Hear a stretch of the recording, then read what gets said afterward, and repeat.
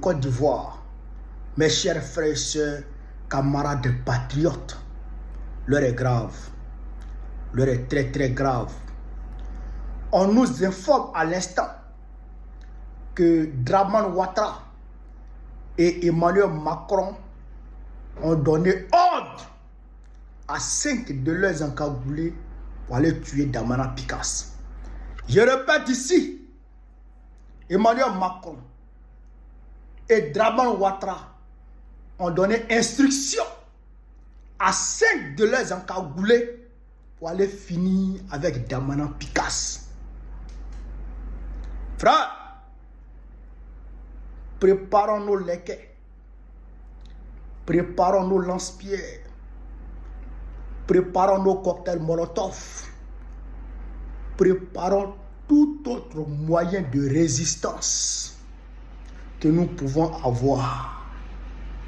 Préparons-les et soyons mobilisés et soyons prêts.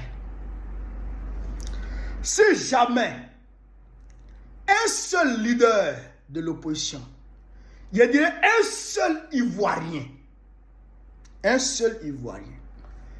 meurt pour ces élections-là par la faute d'Alassane Dramane Ouattara et d'Emmanuel Macron, ça va partir en couille. Ça va partir en cacahuète. Ça va péter. Frère, ça va partir en émeute. Abidjan, là, ça va sentir la fumée. Abidjan va sentir cramer. Abidjan va sentir cramer. C'est notre pays. Après, on va réparer. Après, on va reconstruire. Il y a l'an dedans. La semaine dernière, Jordan Bardella a traité Macron d'âne. Macron et son régime d'âne. Il dit la France est dirigée par les ânes. Jordan Bardella. Ça allait où? Vous avez attenté à sa vie? Ah, comme Damana Picasse est noir, il est ivoirien et il est la figure phare de la mobilisation au sein de l'opposition aujourd'hui. Donc, vous voulez le tuer pour ça. Vous voulez l'arracher à sa famille pour ça. Vous voulez l'arracher à la Côte d'Ivoire pour ça. Vous n'allez pas croire. Vous n'allez pas croire. Macron, Mélenchon t'a traité de bête à la télévision, devant tout le monde. Tu as attenté à sa vie. Tu as touché à sa vie. Les gens passent leur temps à insulter le président Gbagbo. Bakongo insulte le président Gbagbo. Chaque matin, chaque midi, chaque soir, chaque sortie, il insulte. Vous avez attenté à sa vie. Ah, comme il est RDR, il est RADP, à lui, il est ivoirien, il est super ivoirien, eux, on ne les touche pas. Et comme nous, on est dans l'opposition, on parle, nous, nos vies là, ça ne vaut rien, on peut nous tuer facilement. Toucher à un seulement. Un seulement. On marche pacifiquement là. On fait nos meetings pacifiquement, ça ne vous arrange pas. Vous voulez nous tuer. Toucher à un seul. Toucher à un seulement. Un seul. Vous n'allez pas croire ce qui s'est passé. Vous n'allez pas croire ce qui s'est passé.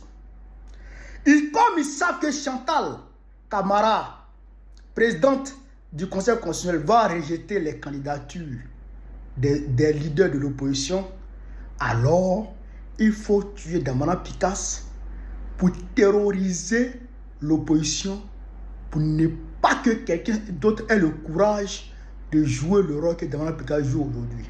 Parce que si on le met en prison, d'autres personnes vont sortir. Et si on le tue, on terrorise l'opposition. Vous n'allez pas croire. Si vous tuez Damana Picasse, c'est tout le peuple qui va sortir directement. Il n'y aura même pas quelqu'un qui va prendre sa place. Tout le peuple ivoirien va prendre sa place automatiquement. On va faire cramer tout. On va tout péter. Tout va péter. On ne va même pas chercher à attraper Dramane.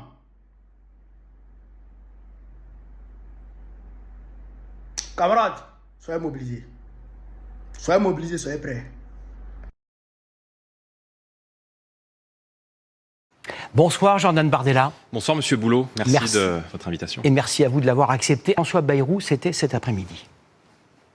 Dans les 13 jours qui viennent, les Français vont influencer leurs représentants pour qu'ils choisissent et disent s'ils se placent du côté du chaos ou du côté de la conscience et de la responsabilité. François Bayrou, qui sera donc notre invité ici même demain soir, quoi qu'il dise, quoi qu'il fasse, vous voterez contre la confiance de son gouvernement? Nous avons le premier groupe de l'Assemblée nationale et nous avons toujours été, je le crois, les avocats de la France du travail, de la France qui a travaillé, de tous ces Français qui en ont un peu ras-le-bol de payer pour les autres, d'être accablés de taxes, de normes et d'impôts.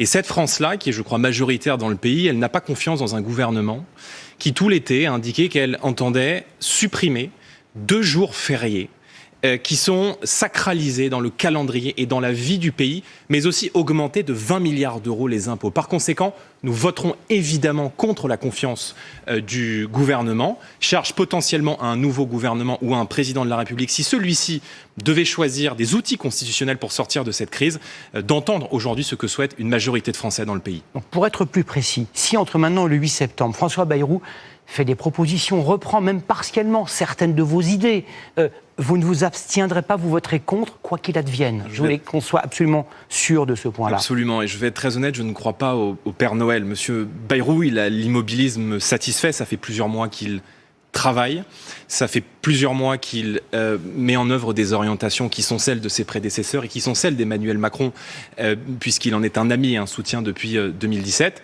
Marine Le Pen a écrit, comme présidente de groupe, au Premier ministre avant l'été, en exposant clairement nos lignes rouges, nos pistes d'économie, parce qu'il est urgent de faire des économies dans la mauvaise dépense publique et dans les gaspillages d'argent public. Ce courrier n'a eu absolument aucune réponse du Premier ministre. Et je pense à cette phrase de MacArthur qui résumait les batailles perdues par 2 mots, trop tard. Et donc, lorsque le Premier ministre dit « certains préfèrent le chaos », évidemment, il vous vise avec d'autres, vous pensez que 2 jours fériés travaillés valent, dans votre esprit, le fait de faire imploser le système et qu'il y ait un 5e Premier ministre en moins de 20 mois. Mais Monsieur Boulot, je ne fais imploser aucun système. D'abord, permettez-moi de vous rappeler que je n'ai aucune responsabilité avec mon mouvement politique dans la situation dans laquelle nous sommes. Lors des élections législatives de juillet 2024, Emmanuel Macron et Jean-Luc Mélenchon se sont alliés pour nous empêcher d'avoir une majorité à l'Assemblée nationale et ont préféré plonger le pays dans un chaos institutionnel qui pèse aujourd'hui sur le pouvoir d'achat de nos compatriotes, sur les orientations politiques du pays et évidemment sur la vie de nos entreprises. Ils sont responsables de la situation financière dans laquelle nous sommes aujourd'hui et que M. Bayrou déplore. Rendez-vous compte aujourd'hui que depuis 2017, c'est-à-dire en 8 ans, il y a eu autant de dettes supplémentaires dans notre pays que dans les 50 ans qui ont suivi la Seconde Guerre mondiale. Nous avons des taux d'intérêt aujourd'hui qui sont supérieurs à ceux de la Grèce, à ceux du Portugal ou à ceux de la Slovénie. C'est de se rendre devant le peuple français et c'est qu'Emmanuel Macron entende aujourd'hui ce blocage institutionnel qu'il a lui-même suscité et qu'il prononce soit la dissolution de l'Assemblée nationale, soit évidemment qu'il remette sa démission et qu'une nouvelle élection présidentielle puisse permettre aux Français de se choisir un cap pour le pays. On va revenir là-dessus. Aucune personnalité du bloc central, quelle qu'elle soit, ne trouverait grâce à vos yeux. Si demain ou après-demain est nommé Gérald Darmanin ou Bruno Retailleau à Matignon, ça ne changerait rien pour vous. Monsieur Boulot, j'ai du respect pour mes adversaires politiques, j'ai du respect pour les hommes et les femmes qui s'engagent dans notre pays, mais peu importe le figurant. Okay. Ce qui compte, c'est la politique qui sera menée. Et cette politique, elle fait beaucoup souffrir, elle fait beaucoup de mal au pays, et je regrette, moi, que Monsieur Bayrou fasse un refus d'obstacle. Un refus de s'attaquer à la mauvaise dépense publique, au gaspillage, à la bureaucratie d'État, à la fraude sociale, à la fraude fiscale, à la contribution de la France au budget de l'Union européenne qui est en augmentation quand nos voisins réussissent à obtenir des rabais. Et je pense aussi à ce totem qui est le coût de l'immigration, qui est l'éléphant dans le salon auquel personne ne veut toucher. Nous accueillons chaque année, Monsieur Boulot, 500 000 personnes dans notre pays. Il y en a 50 000 qui travaillent. Les 450 000 autres, qui payent? Que font-ils? Si Emmanuel Macron ne démissionne pas, s'il dissout l'Assemblée nationale, et si, par hypothèse, votre parti et vos alliés, vous arriviez en tête, vous seriez un Premier ministre de cohabitation. Bien sûr. Vous accepteriez cette formule? Bien sûr, je l'ai dit lors des dernières élections législatives. Vous ne demanderiez pas la démission d'Emmanuel Macron? Mais nous sommes lucides sur la vie des Français. Nous sommes lucides sur le quotidien des Français. Et le général de Gaulle disait le caractère et la vertu des temps difficiles. Nous aurons le courage de mettre en œuvre le projet de redressement qu'attendent aujourd'hui une majorité de Français. Et que ce soit dans le cadre d'une élection législative victorieuse ou d'une élection présidentielle, nous sommes prêts à incarner cette alternance. Et je veux dire ce soir aux Français, ne vous résignez pas, parce que même si les temps sont difficiles, il existe encore une possibilité de conjurer cette tempête qui s'abat aujourd'hui sur l'économie du pays, sur notre situation budgétaire et sur la situation sécuritaire et migratoire. Ce sont les urnes et ce sont les élections. Tenez bon, nous y travaillons. Un point légal et politique très important.